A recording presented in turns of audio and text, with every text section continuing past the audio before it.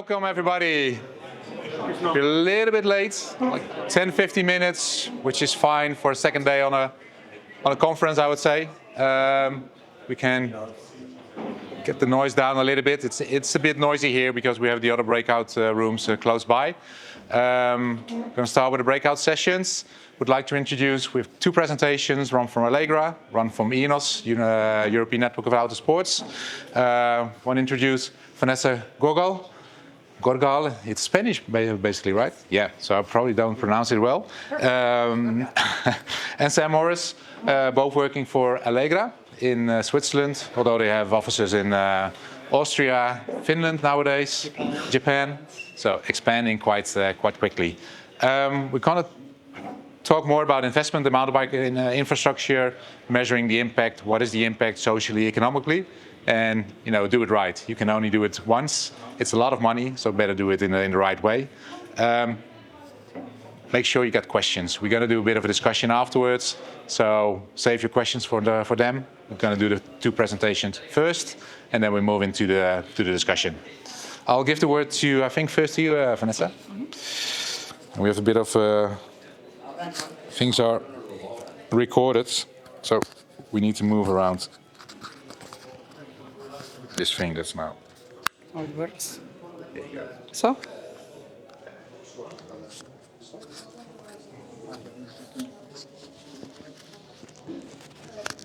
It's okay, no? I think.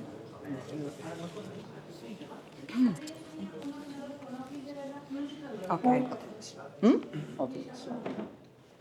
Great. So, thank you very much. Thank you, Mark, for having given us this privilege to be here. Sam and Vanessa, we both work for ALLEGRA as project manager.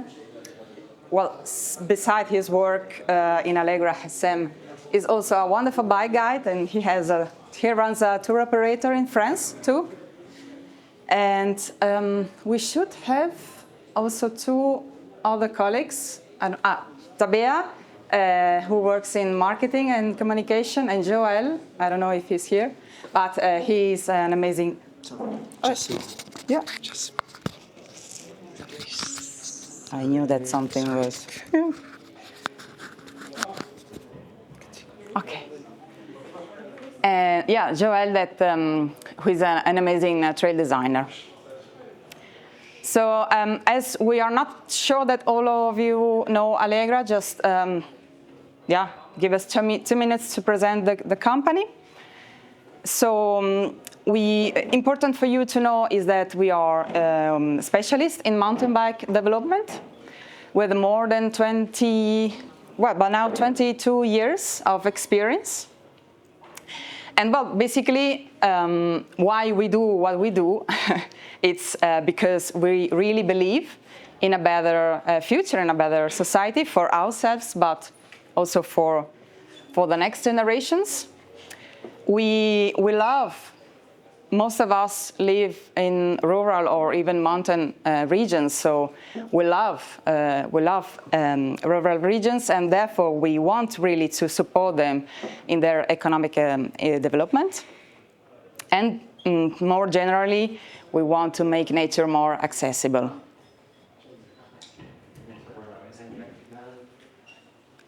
Fantastic. Well, our spectrum of services is quite wide. I will not go deep into the detail because we don't have time. There is a quite good overview in our website if you want. But basically, we can cover all the needs that a destination or a region can have during the development process.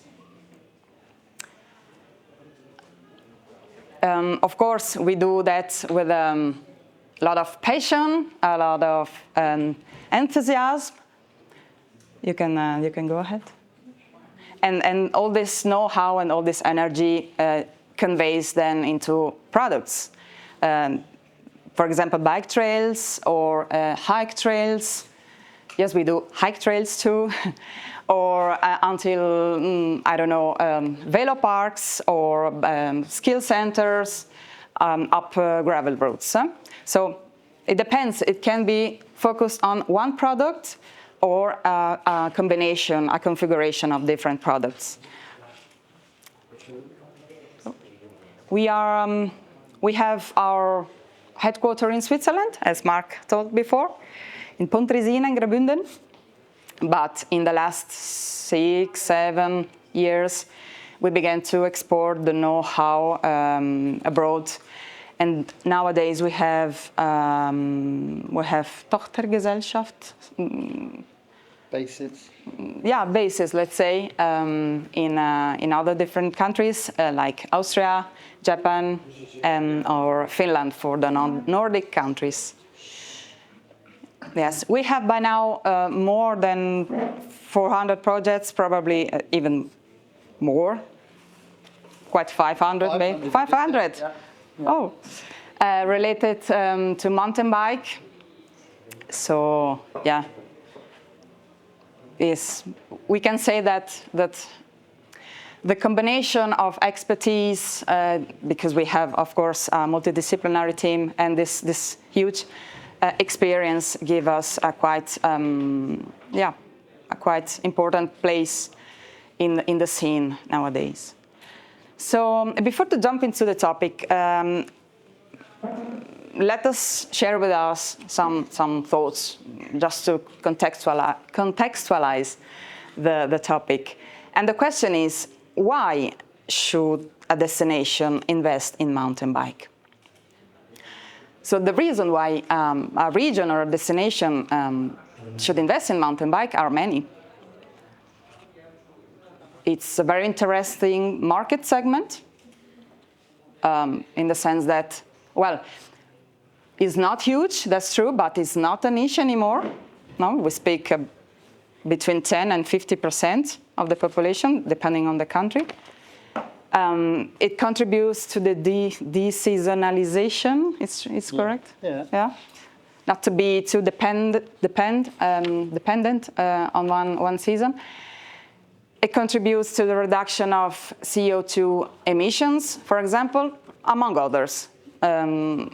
But above all, most important thing, the reason why a destination should invest in mountain bike is because we want to see our region alive.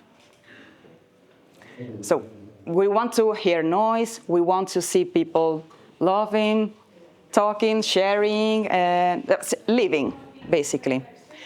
And this is, of course, something subjective. It's like our internal energy, but it's crucial, really crucial for the success of a project. At least all the best projects that I have seen until now, they are a reality because in the backstage was someone that has believed since from the beginning in the project, a person or a group of persons. So this is really, really important. The passion. You can go ahead. This passion. Well, go ahead. Mountain bike offers great opportunities for a destination to grow. All over the world, destinations are investing in mountain bike, starting from ski areas, because, well, obviously they need to find an alternative to the lack of snow, but rural regions too, depending on the characteristics of the territory, of the circumstances, they develop a specific mountain bike offer. And in fact, it offers really opportunities to grow, but why? Well, if we look at the society, we see that it is shaped by a lot of trends called mega trends. And they interact also between each other, given sub-trends too. And what is interesting is that if we look at that, if we think about mountain bike, we see that it's not a trend in itself, mountain biking, let's say. But it's like it's something that comes really from the interaction of those trends. It's like, allow me the word, is like a consequence of these mega trends. And what does it mean? That mountain biking offers great opportunity for a destination to grow because its son, respectively daughter of some long-lasting trends, and therefore destinated to persist in the time, no? Well, now regarding the economic impact of mountain bike, important to say is that it all depends on the project and on the context.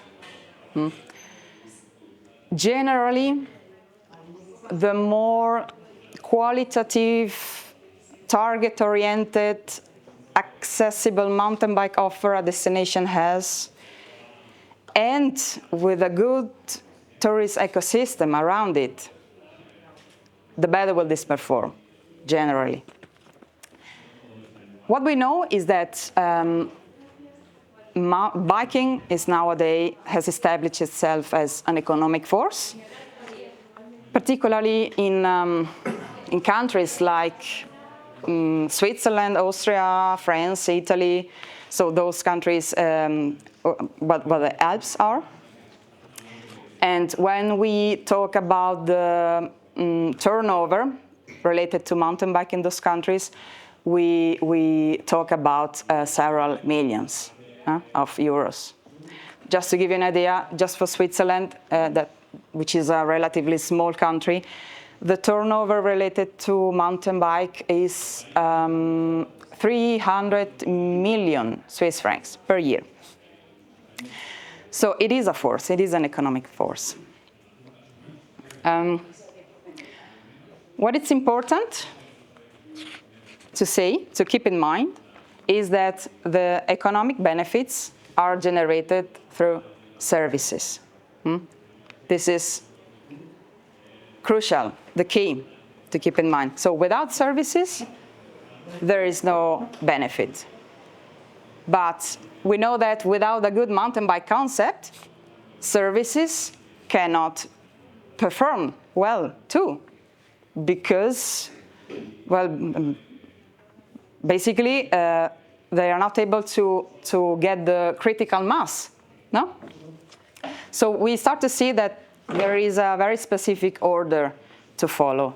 And this order, at Allegra, we use this principle every day.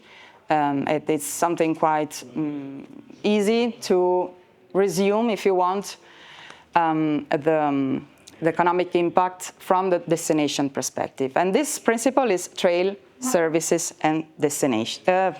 Trail, services, and identity, sorry. You want to, I don't know if you want to, no? Okay. I'm happy. Just jump it whenever you see that you have something interesting to tell us. Well, trails is basically everything related with infrastructure. So the mountain bike network, including signalization. Services are all the services that can facilitate or enrich the biking experience. For example, the restaurant, transport, cable cars, the guides, etc., etc. And the identity, oh, it was in German, it's not a problem.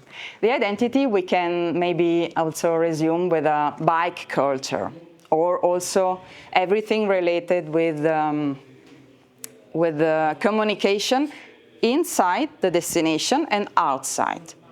So with the aim to make our guests feel welcomed. So this is the structure, the order that has always to be followed. And then also important for rural areas is that these benefits can be concentrated in a very specific area or splitted in the whole region. It depends on the configuration of the territory. But when it comes to this point, to see how these benefits are generated, are splitted, a very interesting thing is the collaboration. And with collaboration, what I mean is collaboration between rural areas and urban areas. Why? Because it can be, well, first of all, natural areas are often away from centers or even protected. So the result is that people go there, do the biking experience or hiking experience, and then what they do is they sleep in the center, no? And this is sometimes frustrating for municipalities of rural areas that invest in mountain bike infrastructure without seeing direct benefits, no? So what does it mean? That this correlation between the mountain bike offer and the ecosystem is essential. And in some case, we begin to see a strong correlation between the rural areas and the urban areas. And this is very, very important because at the end, who gets the benefits should also be ready to help economically for the construction, for the maintenance, and for the promotion of the product.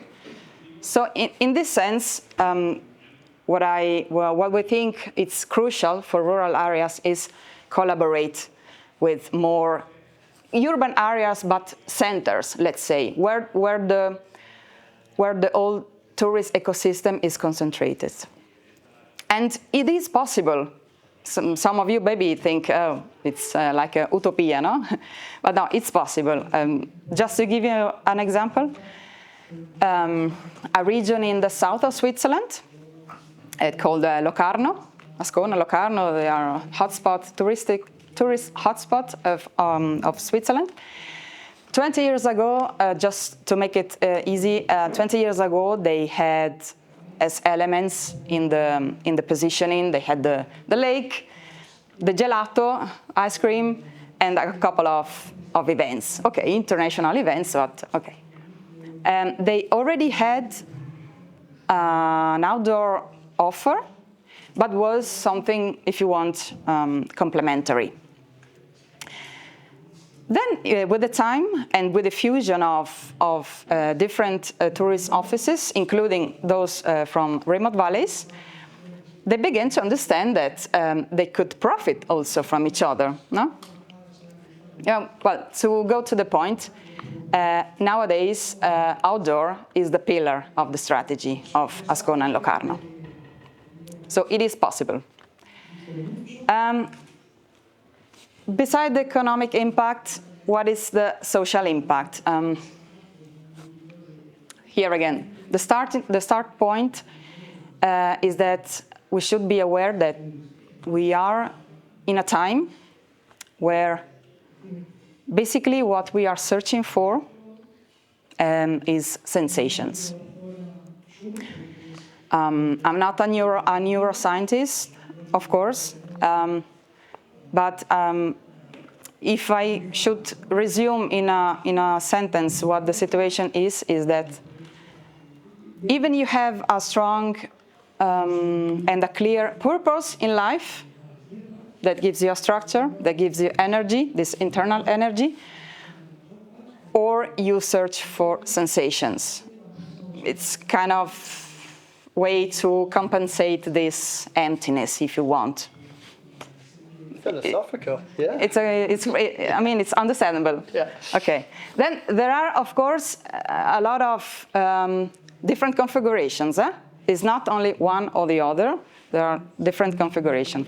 But the interesting thing is that if you look at mountain bike, what we see is that mountain bike is basically able to reply to all those needs. In the sense that more really concrete, you can go biking after a hard work day and leave the curves and the roads be your obstacles. What you see basically is that with the correct technique and a little bit of patience, you are able to go through them. To go through them is correct? Yeah. Okay. You see that you're able to manage your emotion, your self-confidence grow, and you begin to think, why couldn't I apply this at work too? Roxy yesterday told us that exactly what you learn in mountain bike, you apply during your everyday life. And it's true. You can go biking. I think I have to speed up a little bit. You can go biking to keep you fit. Nowadays, we know that, several studies have shown the benefits of biking in our health, physical and mental. It contributes to reduction of diabetes, metabolic disorders. It gives us really a boost of energy with the creation of hormones like dopamine or serotonin. We all know that. Not only mountain biking, of course, other sports do this as well. But what is also very interesting in mountain biking is that it helps us also to improve our cognitive functions. No? And this is really interesting, particularly nowadays where we know that, for example, in young generations, there is a big problem of concentration, let's say, in the sense that they are able to do several things at the same time. I don't know if you have the experience, but I've heard 18 guy is able to talk with you while he's answering. My son. Your son? Yeah. We have listening. Yeah. I don't know how they can do that. I'm not able at all. But this is the situation. So they have a wide range of subjects that they can follow. But if you ask them to concentrate them 1 hour in a specific topic, they will not be able to do that. So lack of concentration on one side, and on the other side, for less younger people, let's say, what we see is that there is a quite huge part of population that is facing the aging process. Huh? And we know that the regeneration of cells doesn't stop. It can continue, but we have to work on that. We have to exercise our brain. And mountain bike is one of the tools to do that. And we saw more than one client of Roxy yesterday told us they are more than 70 years old. So yeah, so for the health. And then of course you can go biking to strengthen our relationship or even to interact with other people. Let's take as example the trip school home. So those are really a little bit the benefits from the social point of view that biking can give us. It can contribute to the social interaction. It contributes to our health, physical and mental. And it's a fantastic tool for personal development. And, sorry, can you wait a moment? Considering that, don't you think that mountain biking is an answer, one of the answers, let's say, for a better quality of life? I personally think so. I'll give you the mic. Thank you very much, and very happy to be here, even though I'm aware that I'm standing between you and the lunch break. So I'll be very short. My daily work is at the French Ministry of Sports Outdoor Sports Policy Unit, where I'm leading a team of people working on innovations in relation to to outdoor recreation in regards to environmental transition, social transition, and the economic impact of it. And this is pretty much what we're going to talk about, even though my hat here is ENOS. This network that was created for 10 years ago, and at the moment where we started thinking that there's a sector beyond the individual, the activities, right? There's a question that is outdoor sports, recreation in the society, and we try to aggregate a lot of different voices and sectors that together create kind of coherent voice for the sector at European level. So there's many stakeholders. I'm not going into detail, just for you to have an idea that we are trying to do that since 10 years, and been working on the definition of outdoor recreation and sport in Europe in particular. And we try to get together experts from different angles, regions of Europe, and to make a case for outdoor recreation and sport, right? And so today, what we're going to talk about is social and environmental impact of mountain bike indoor recreation and why decision makers should make interventions. And this is pretty much what we're trying to approach from different angles. What we did for now 6 years ago was to release this interesting study that aggregated a lot of evidence that had been trying to measure the impact of outdoor recreation on the society.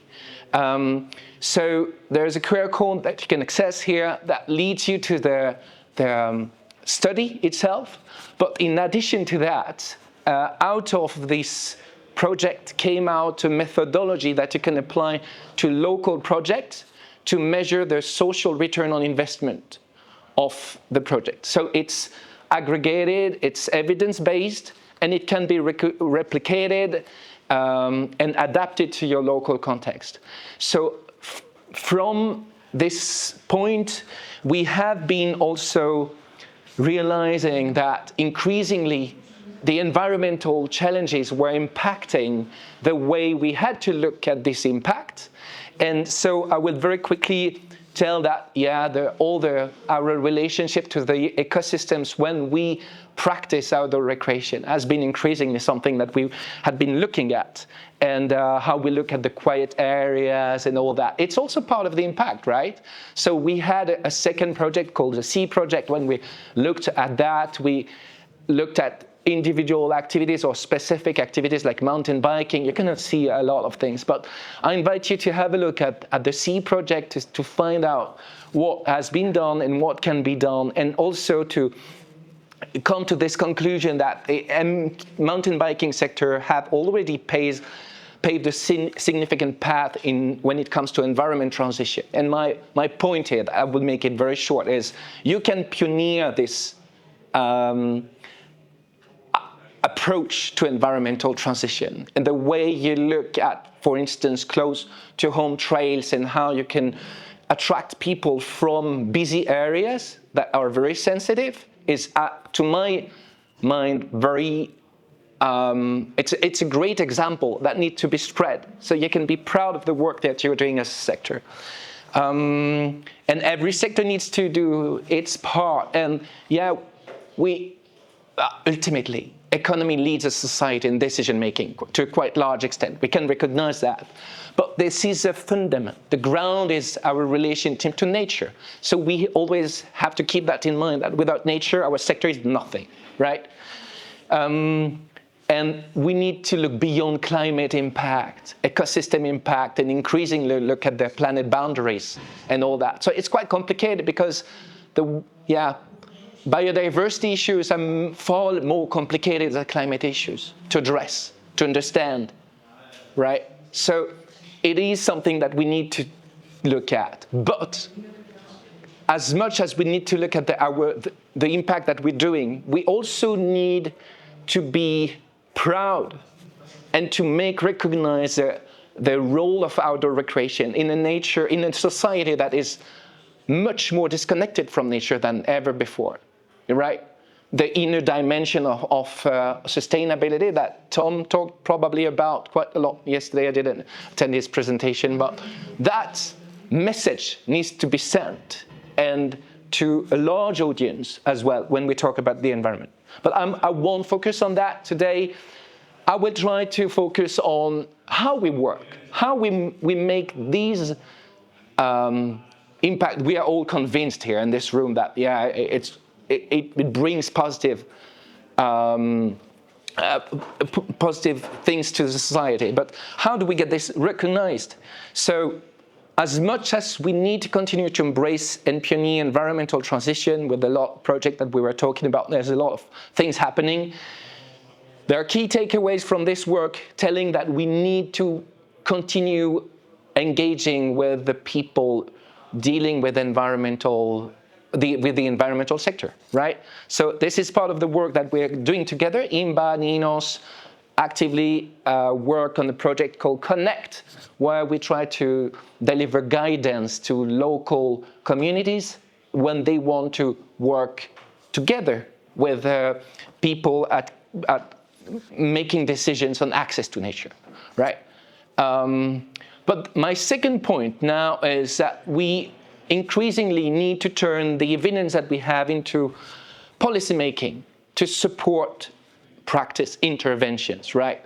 So what we're currently doing is launching a scientific committee, a European-wide scientific committee, transdisciplinary, to ensure that we can make a case for outdoor recreation that can be supported in the dialogue we have with decision makers, both at European level, national level, and local level. It's an important step for us ahead that didn't exist before. Third point is that we need to ensure that our sector interact with each of the steps of the decision making when it comes to access to nature, public investment. And for that, there's this matrix of participation in NGOs in decision making that I think is really interesting. It's been published by the Council of Europe and the European Network of NGOs to ensure that NGOs could interact in the decision-making process. With this matrix, you can see at the different steps of decision-making where you are. Are you just like informed about the decision? Or are you consulted? Are you part of the dialogue? And yeah, to what extent are you part of the dialogue? Or are you co-designing? And that can be mapped, that can be looked at, progress can be made there, and all across the 7 steps of the decision making, right? Fourth out of 6 is that we need to empower expertise to a large extent that we have. The expertise here in this room is not here, is there. You guys know it's a sum of all the knowledge that we have, that you have, that counts. So INOS is there. It's a tiny little thing, just like IMBA, just like a few people involved, and then there's knowledge is out there. So what we're trying to do now is to empower the community of experts. So we've been launching no less than 17 expert groups on different themes, because there's no solid and balanced outdoor sports policy making without taking into account that it's a multidisciplinary field, right? You need to connect trail building, need to be connected to inclusion, to outdoor play, to let kids play outdoors and make a case for that infrastructure, all that. And all that will soon be aggregated into a European Outdoor Sports Council, where experts will be able to talk with each other. It's very ambitious, but this is what we're trying to do. Fifth is that we will try to turn our website, we will have a new website very soon at INOS, and we'll try to turn it into some kind of knowledge hub where we will aggregate knowledge that will be quite easy to get and to adapt to your local context. So this is in the making right now, and we will involve expert groups in this work. They're already involved. And 6 is that we are not having an advocacy strategy in place at sector level. Each field like mountain biking has its own advocacy strategy at all levels. But together we're stronger. This is exactly what ENOS is about, to shape that. And I think that increasingly we need to make the kind of proof of concept for the economic relevance of outdoor recreation, because ultimately, whatever we believe and think, the economic lead part of the decision making to a quite large extent at all levels. So we need to be as relevant to make the case for outdoor recreation on that than we are doing on environmental dimensions and social dimensions. Thank you so much.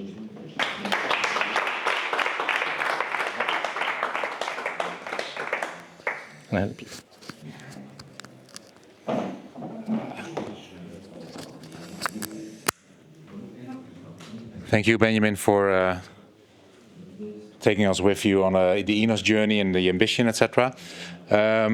What's interesting to see is like we can make that pledge for, okay, what is the impact? What is the return on investment? Economically, we have more methods to measure the social impact as well. What I'm really curious about, and that's also one of the questions I have for ALLEGRA, what can we do as a sector, whether you are in the private sector or in advocacy, etc., to give better guidance to the client? So if we talk about co-creation, we're going to make a case, we want to invest in outdoor recreation or in mountain biking, etc.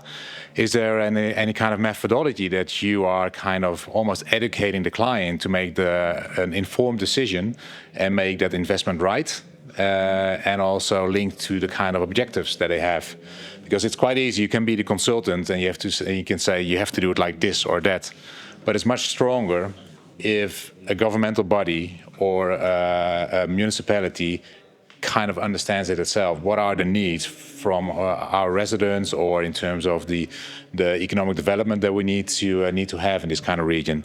Is there an example how you work with clients and how you do that kind of guidance so they make the right decisions?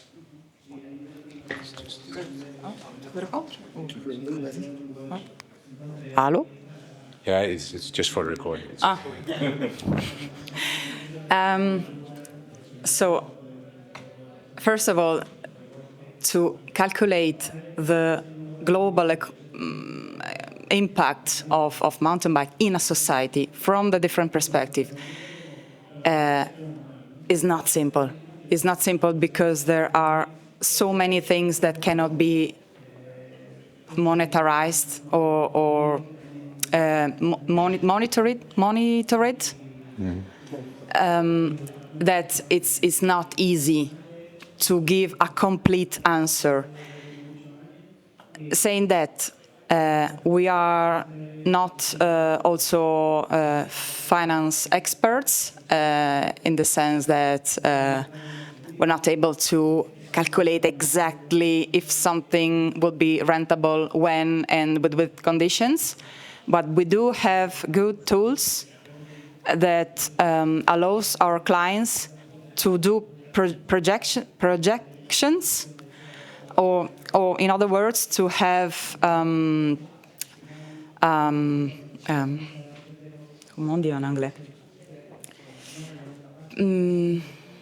previews of the potential economic impact. Why? Because we have 22 years of experience, we have seen several projects, we have also quite an important amount of numbers from different studies, and with all this information, we try to do a cross-check of this and interpret this, and we can help our client to at least to avoid a mistake. And to find, we spoke about before about the business models, to find the correct business models depending on the impact that a specific project can have on a society.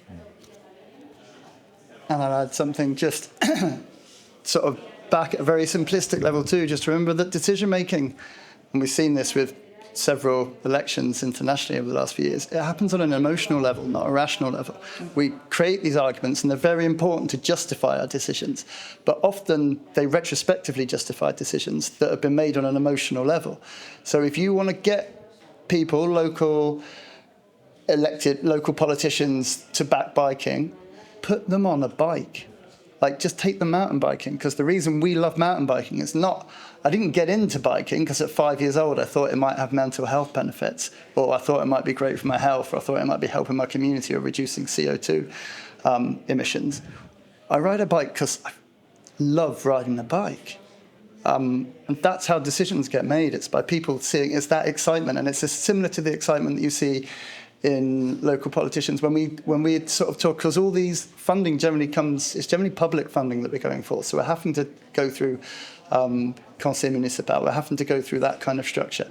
And when you get down to it, we can talk about all the arguments, and they're always really, really, really important. But then when you say, look, why do you want this project?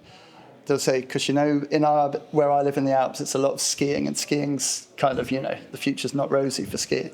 And they say, I remember 20 years ago, the excitement during the school holidays of the kids lining up to get on the lift, and just that buzz, that ambience. And we want that again in the summer. It's all emotional decision making. So we need all the justified answers, but do remember that they're backing up a decision that's often been made in advance on a very emotional level, and we need to remember to shape that emotional decision as well. Mm-hmm. Have you seen a change in the kind of the motives, the key arguments why people are investing? Is that still more on a kind of economical side of things, or have you seen a shift that they kind of slowly acknowledge that there's more than just the economic benefits of a project? I've started a Giswell project.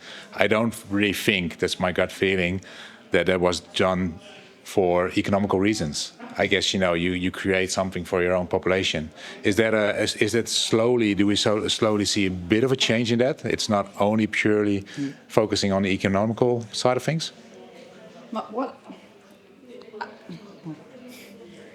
at the end, if you as municipality with such kind of projects are able to keep those families or even attract more families, at the end, it's an economic benefit for you too. Yeah. So I think we have to see the thing with a transversal vision. Yeah. Question for Benjamin. We'll go. Sorry. You've been involved yourself in the BOSS project, where you measured the benefits of outer sports for society, and you did make an attempt like to monetize those kind of soft values, like, you know, health benefits, etc., reduce criminality. Can you tell, without going into too many details, but can you tell a little bit, like, you know, how you've done that? Because that seems like kind of a sweet spot that's really hard to. I won't go into the technical part of it. I will just mention that it's based on an agreed mechanism called the social return on investment methodology, where you can, for instance, when it comes to healthy lifestyles, there is the World Health Organization has 3 kind of categories of activity levels, right? There's a down level where you're passive. You're just like sitting on your sofa most of the time. And people are, through this methodology, you can measure if they would pass by engaging in the outdoor recreation activity from one category to another one, right? And you can count or measure the savings that you're doing on health, because those people have just, it's an example. I want to elaborate on what you guys have been telling a little bit. I'm convinced that we need numbers. We need to be backed by numbers and evidence, right? But I belong to the ones personally thinking, I've just finished a book called The Tyranny of Metrics. Have any of you read this book? I invite you to read this book. It's an interesting critique of the way our decision-making is often just like too much anchored in numbers and this belief that numbers know. No, decision-making is also looking at a vision for the society. So I fully agree with Sam's point on the importance of storytelling. get people out, of course, but it's not often possible. I've just want to share a story where we got, I was working in youth policies back in the days in Sweden, and we got a decision maker to conference, and a young person came and told a story, and we got the decision maker to cry. And that was really strong emotionally, the story of this person. And I believe in those, moments that you can create with decision makers to get them on your journey, right? So I think we need to work on this storytelling together. Outdoor recreation is one of the rare parts of the society currently that actually attracts a lot of sides of the political spectrum. In Europe, we are seeing increasingly a number of far-right governments still investing in outdoor recreation for different reasons that left-wing governments were doing because of tourism. Tourism is quite I would say political proof.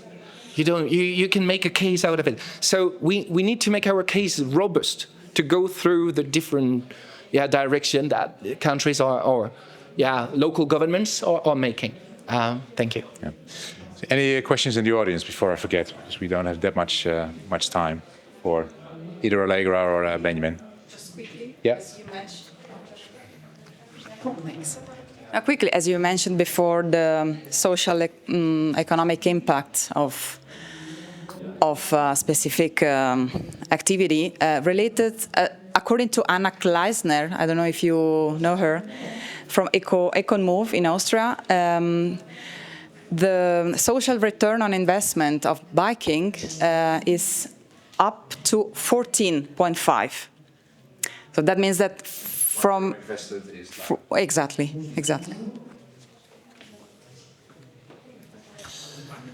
Benjamin, since you are the chair of a European network, what do you consider as the direction? Where do you see the kind of collaboration is still missing a little bit to have a strong lobby? If INOS would have the power of each sector as we get from IMBA, we would be much further than what we are.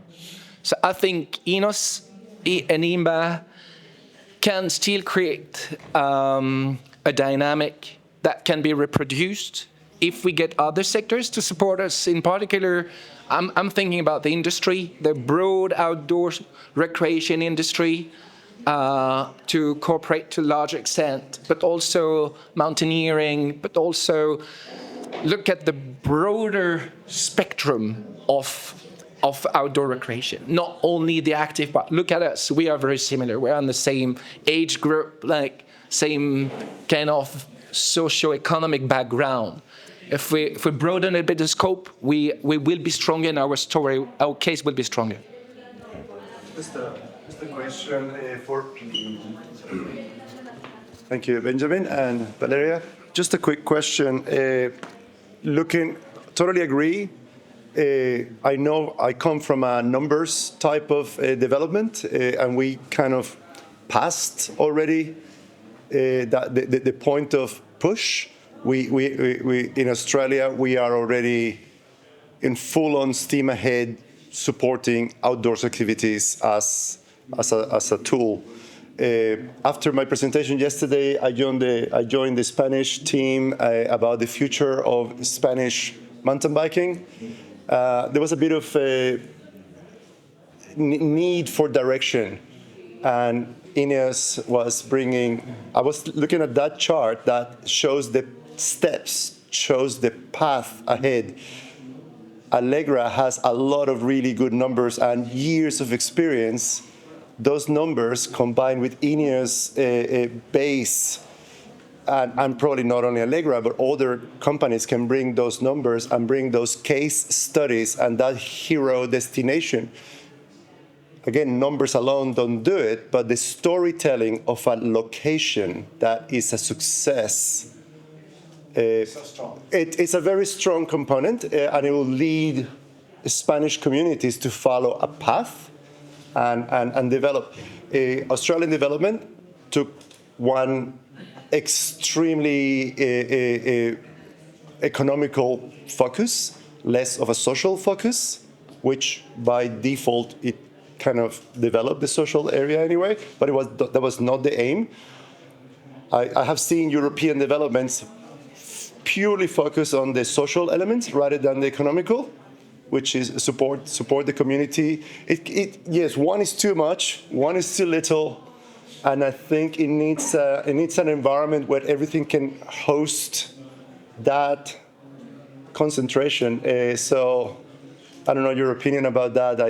I just try to see things from the outside.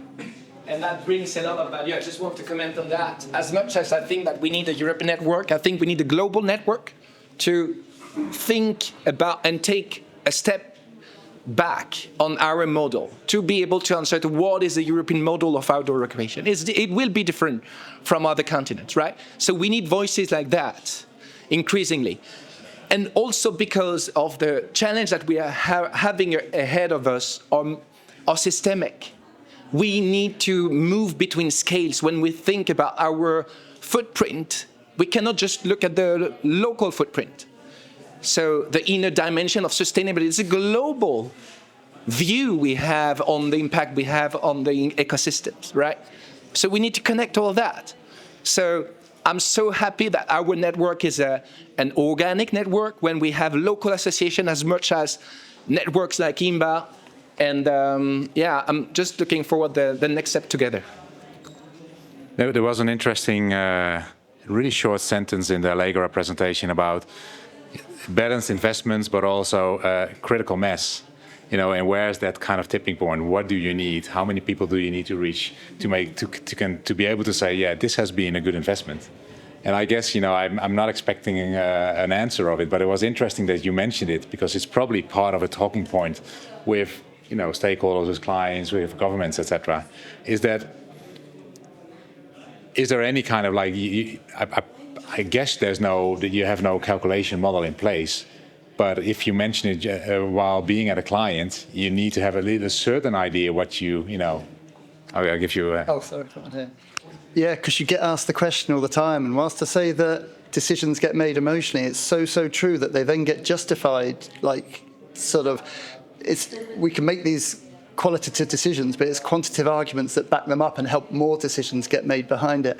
And it's tricky because we work on such a wide variety of, you know, it can be a small pump track, it can be a huge development from a resort, or it can be a cohabitation project for a region or something. So you can't measure those things. It's a bit like we get back to Roxy's comparison of comparing different animals according to the same criteria. Like, it kind of doesn't work. So it's probably about developing a nuanced and case-appropriate way of measuring all these. Or flip it around and be really kind of optimistic or kind of ambitious, like, you know, the power of outdoor sports or mountain biking is like enormous. Yeah. If we see, you know, it can provide all the benefits, you know, from economical to health, social, cognitive, etc. So it's also, you know, how big is the dream, basically, and maybe sometimes we're still a bit too modest on that side, etc. Yeah, maybe not in Tasmania, you know. Think big. Does it still exist, Mark? This is a question I could just ask you afterwards, sorry. But remember when we did the European Guide project? And at the end of it, we created a homogenized European level for training mountain bike guides and instructors.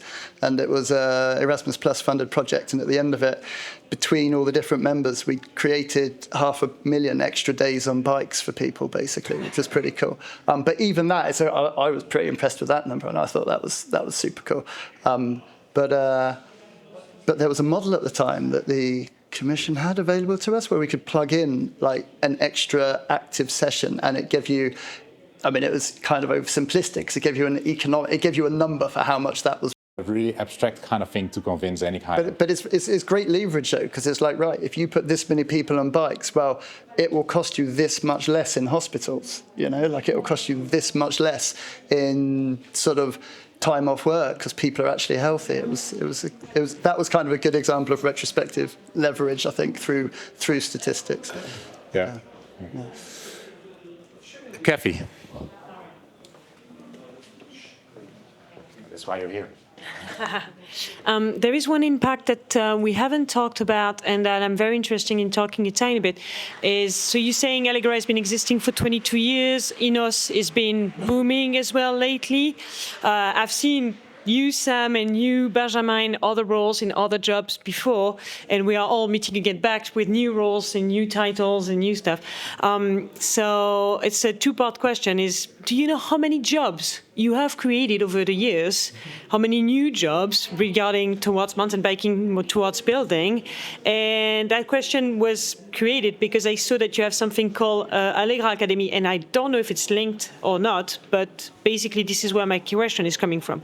We are more numerous every year, I can see it, and I'm kind of interested of how much mountain biking is bringing on that side of new job creation, because all of our jobs are kind of like, most of our jobs didn't exist 10 years ago. Some of them didn't exist 2 years ago. So I'm interested in that. If you have anything, if you don't, it's out there. It's a great question. Like, I love the ALLEGRA Academy is part of something we didn't talk about, as we kind of have a training role in the resorts that we work in. So this won't be jobs we directly create for sure, but it's a kind of an education package that goes alongside the projects to help the resorts, because we say that the services are where all these benefits come from, be they economic, social. I think it's, you know, we're kind of moving beyond the point where we're trying to separate always economic and social effects, because they're all ingredients in a cake and we're just trying to bake a good cake, right?